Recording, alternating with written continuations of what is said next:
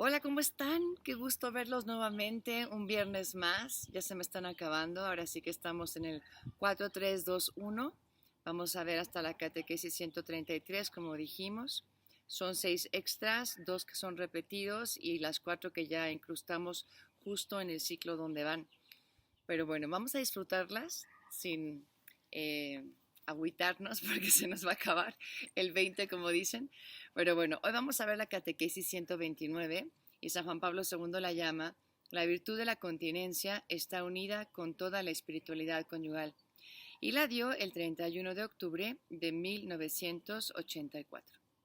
Es como más psicológica, por decirlo así, esta catequesis, y nuevamente seguimos en esta línea que tiene Juan Pablo II de unir las enseñanzas de la teología del cuerpo con las enseñanzas de Humanae Vitae de una manera muy clara y muy aterrizada, sobre todo en el tema de la anticoncepción.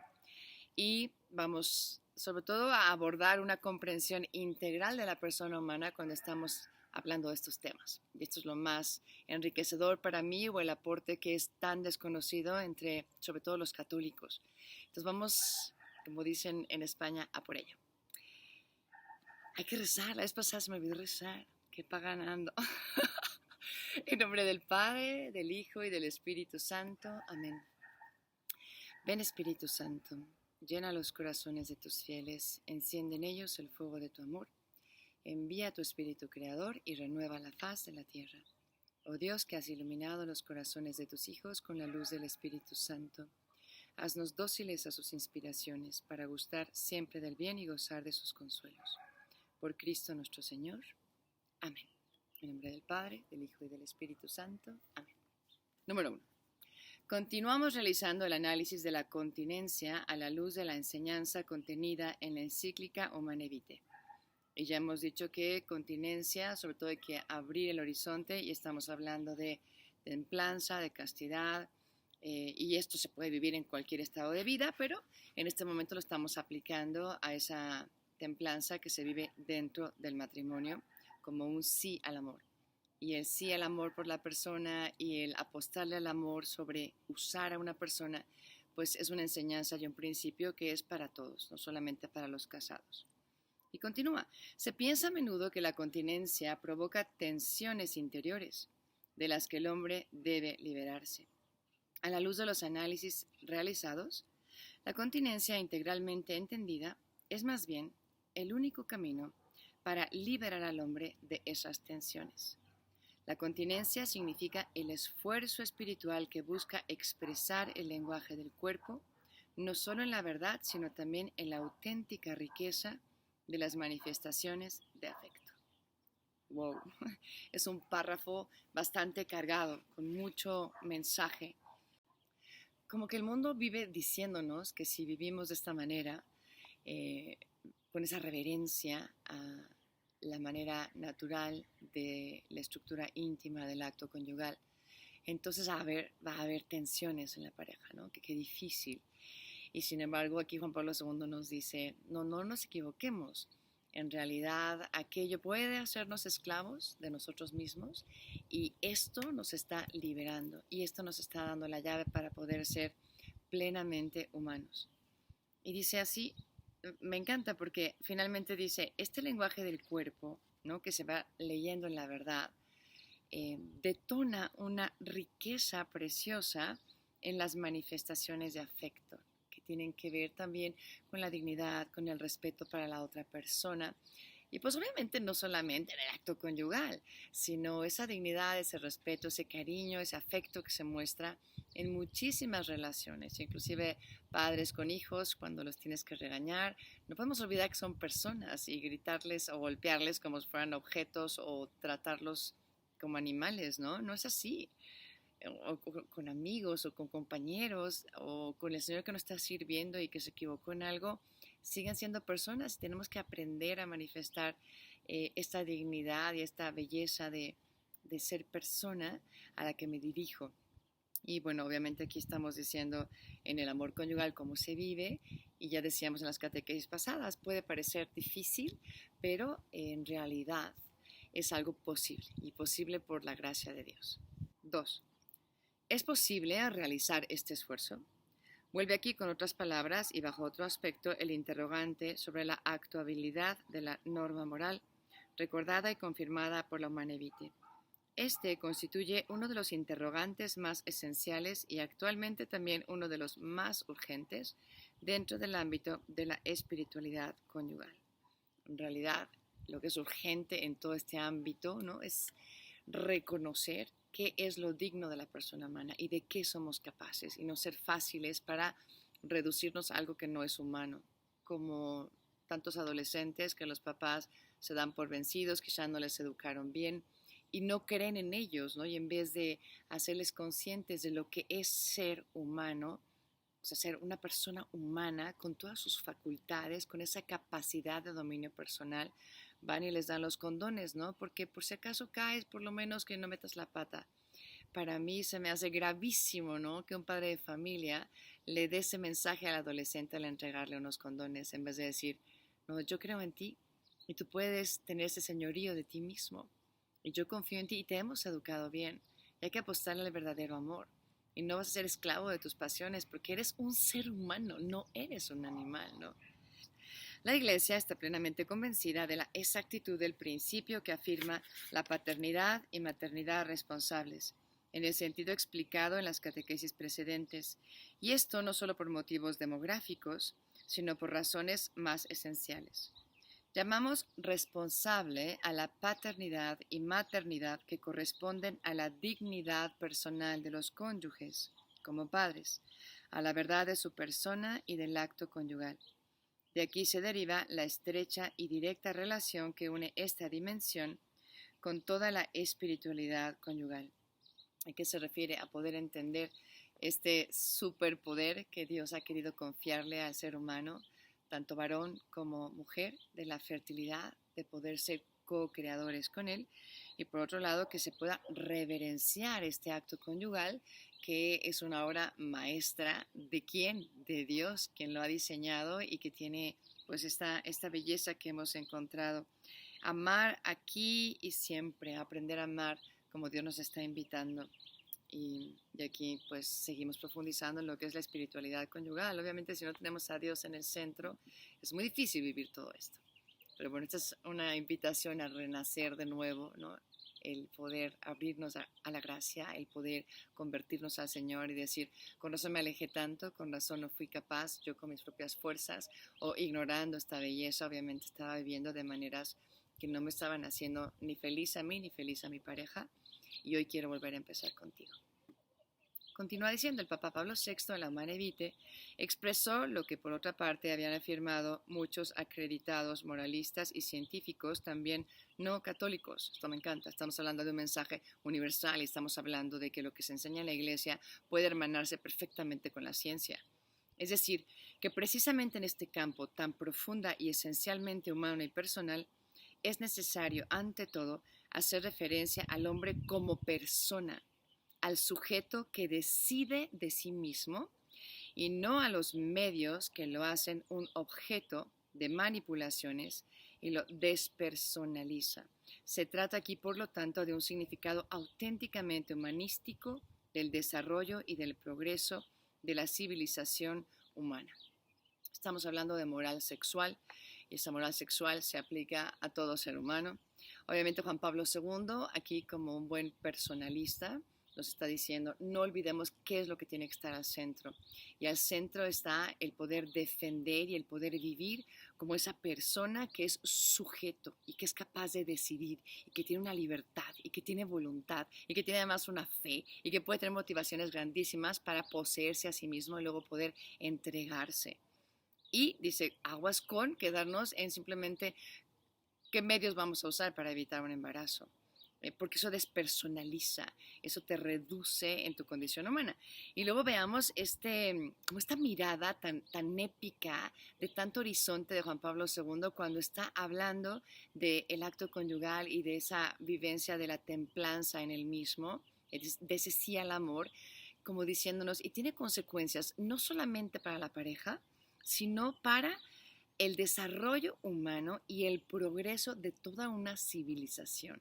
O sea que lo que estamos hablando no es un apéndice que no importa. Estamos hablando casi, yo podría decir, de algo que es vértice y que si lo tenemos bien encajado, todo rueda, ¿no? De acuerdo al plan de Dios y podemos ser realmente ese sueño que Él ha tenido desde siempre y podemos realmente alcanzar nuestra felicidad. No estamos aquí invirtiendo 135 catequesis en videos porque este tema no sea importante ni crucial. Llegados ya a este punto, después de haber escuchado todo lo que hemos escuchado, es que esta verdad tiene que caer por su propio peso. Es que esta verdad para nosotros es como ya lógica, dices, obvio, si somos humanos, de esa manera debemos tratarnos en todos los campos, pero especialmente en este que estamos hablando del matrimonio, en ese acto conyugal. Tercero, dice así, ¿es posible este esfuerzo? O sea, esta pregunta, ¿qué nos está diciendo? ¿Es posible ser humanos, en otras palabras? O toda la problemática de la encíclica Humanae Vitae se reduce simplemente a una dimensión biológica. O más bien esta pregunta está diciendo, ¿podemos integrarnos tanto espiritualmente como corporalmente? ¿Podemos hacer que la pasión y la pureza convivan? El mundo nos va a decir que no. Pero aquí Juan Pablo II dice, claro que sí, sí es posible. Y termina diciendo, sino que llega hasta la subjetividad misma del hombre, a ese yo personal por el que es hombre o es mujer. Entonces, la problemática de la encíclica Humanae Vitae que estamos tratando de explicar a través de la teología del cuerpo, dice, esta problemática llega hasta la subjetividad misma del yo personal. No estamos simplemente decidiendo acerca de unos medios, si se puede una pastilla, o si se puede un condón, o si se puede una píldora, o si se puede un parche. Eso es como demasiado reductivo. Dice, no, vamos a hablar de la persona humana que tiene que vivir este aspecto y qué es lo que le conviene a esta dignidad y a su altísima vocación al amor. Esto, ese yo personal, es lo más importante de toda esta enseñanza. Y bueno, me voy a brincar un poquito de la historia, interesante, pero se nos va el tiempo. Y hacia el final del 3 dice, este problema pertenece no tanto a la biología cuanto a la psicología. De la biología y la psicología pasa después a la esfera de la espiritualidad conyugal y familiar. Aquí, en efecto, este problema está en estrecha relación con el modo de entender la virtud de la continencia, o sea, del dominio de sí y en particular de la continencia periódica. Aquí estamos hablando como de ciertos estratos y me encanta. Es tomar las reflexiones a la luz de la integridad de la persona humana. Que hay un estrato, por decirlo, el sustrato, el más bajo, el biológico, ¿no? Después tenemos que el psicológico, que ya tiene que ver con toda nuestra psique, ¿no? Nuestros mecanismos, maneras de percibir, de reaccionar, de ser heridos, o, bueno, todo un campo hermoso que sabemos que abarca la psicología. Y finalmente el campo espiritual.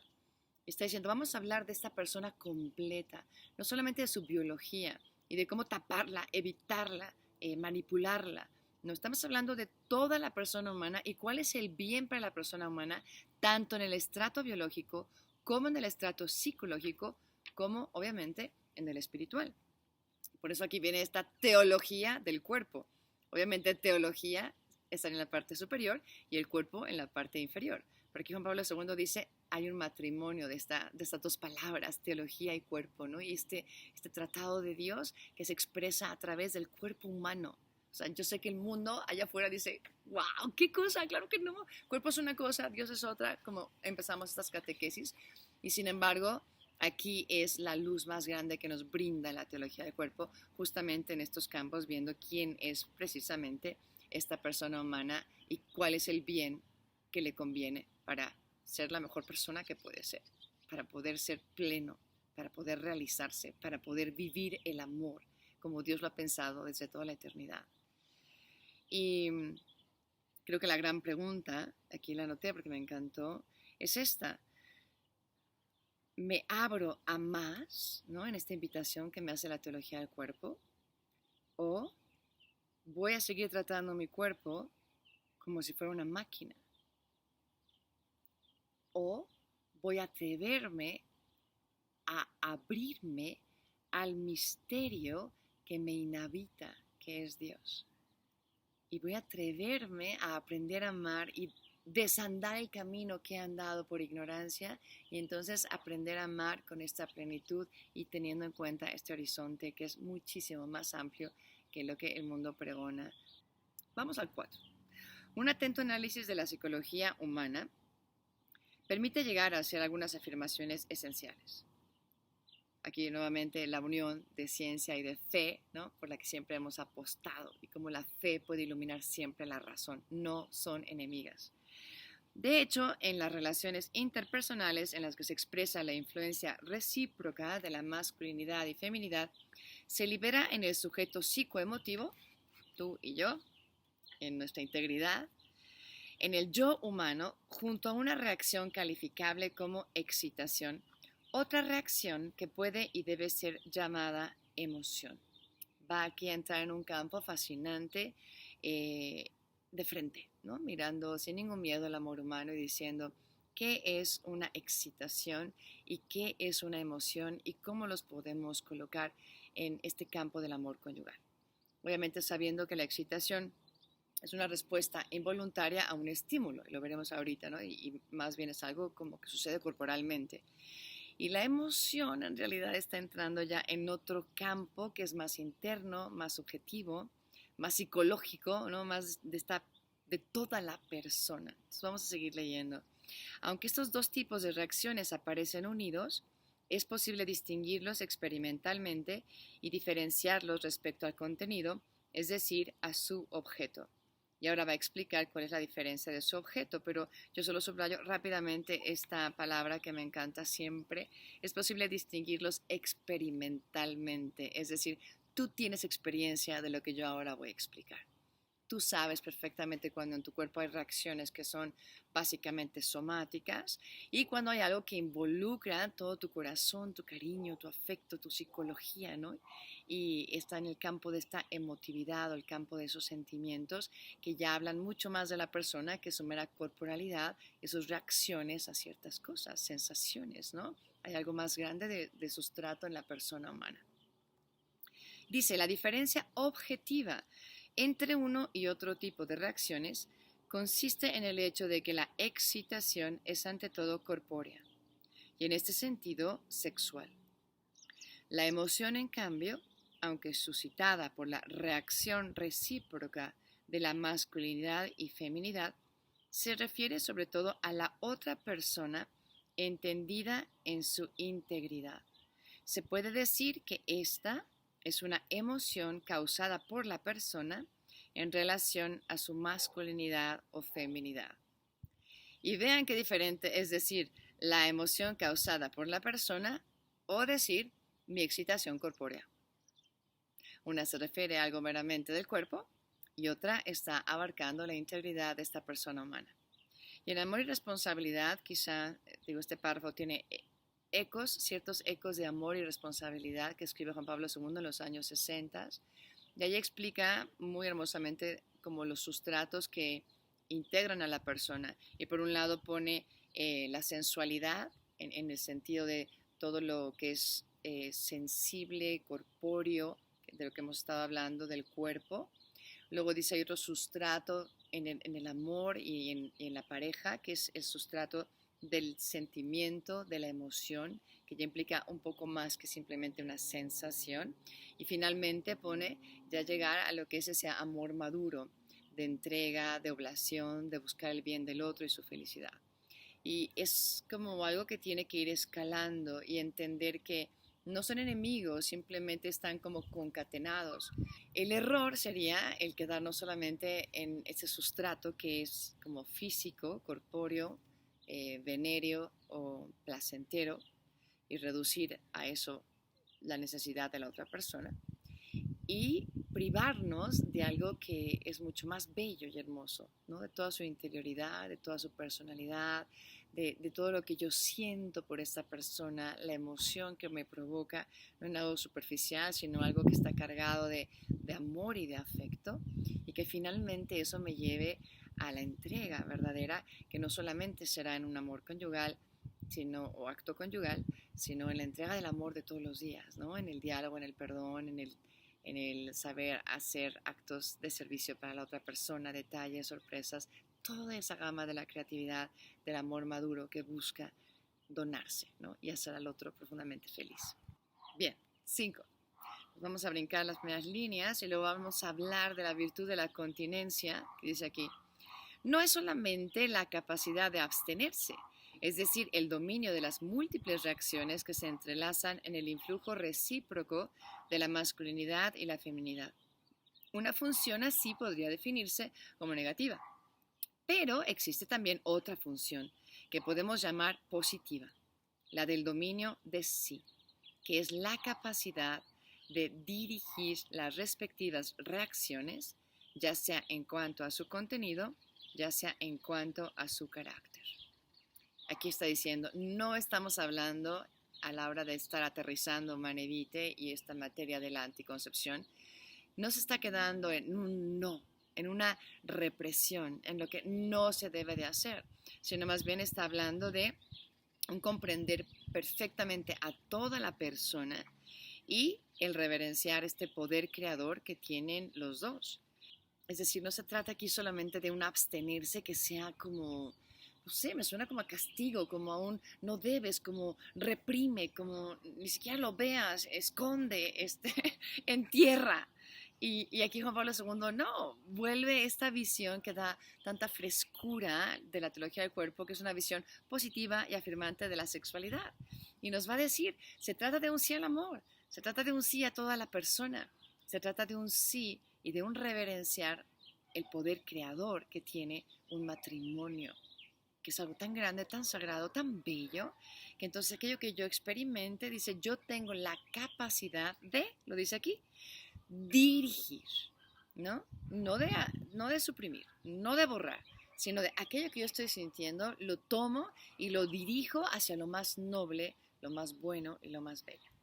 Terminemos con el 6. La continencia, en cuanto a capacidad de dirigir la excitación y la emoción en la esfera del influjo recíproco de la masculinidad y feminidad, tiene como tarea esencial mantener el equilibrio entre esa comunión en la que los cónyuges desean expresar recíprocamente solo su íntima unión y aquella en la que, al menos implícitamente, acogen la paternidad responsable. De hecho, la excitación y la emoción pueden prejuzgar por parte del sujeto la orientación y el carácter del recíproco lenguaje del cuerpo. ¿De qué nos está hablando aquí Juan Pablo II? Nos está hablando de cómo pues, esto es lo más noble, esto es lo que anhela nuestro corazón en cuanto al amor y la íntima unión a la que están llamados en el matrimonio. Esto es lo que significa ser humano en el matrimonio y nos habla de también humanizar los deseos que tenemos hacia el otro, los impulsos y dejar que salga a la superficie, por decirlo así, ese amor verdadero hacia el otro o hacia la otra persona. Y continúa diciendo, la excitación busca ante todo expresarse en la forma del placer sexual y corpóreo, o sea, tiende al acto conyugal, que, dependiente de los ritmos naturales de fecundidad, conlleva la posibilidad de procreación. En cambio, la emoción provocada por otro ser humano como persona, aunque en su contenido emotivo está condicionada por la feminidad o masculinidad del otro, no tiende de por sí al acto conyugal, sino que se limita a otras manifestaciones de afecto. Sublimar, integrar, elevar, así es como yo traduciría todo esto que está diciendo tan sabiamente el Papa, ¿no? Conducir, no se trata de suprimir, sino de poder dar cauce a algo tan grande y poder vivirlo dentro de la esfera del amor. Decir, no te quiero usar, yo te quiero amar. Y si en comunión de amor hemos decidido, ¿no?, estos días esperar, en comunión de amor buscamos que esa emoción sea la que prevalezca. Buscamos que si de repente, claro, puede levantarse una excitación de uno o de otro, el que puedas llevar ese movimiento y ese impulso corpóreo hacia algo más grande, noble, hermoso, que es la emoción. Y no solo en sentimiento superficial, sino una emoción que brota de un afecto, de un amor maduro y que está buscando otras expresiones del amor en esos días donde de mutuo acuerdo han decidido abstenerse por esperar y respetar ese plan que Dios tiene para su familia. Es hermoso lo que un esposo puede hacer por la esposa, ¿no? Finalmente, viendo estos últimos renglones, ¿no? El poder movernos a la reverencia también del poder creativo que tiene tanto él como ella. Expresamos nuestro amor de otra manera. Y vamos, que si el amor puede expresarse de miles de maneras, porque el amor siempre, el verdadero amor, es creativo. Gracias y nos vemos la siguiente semana. Dios te bendiga. Bye bye.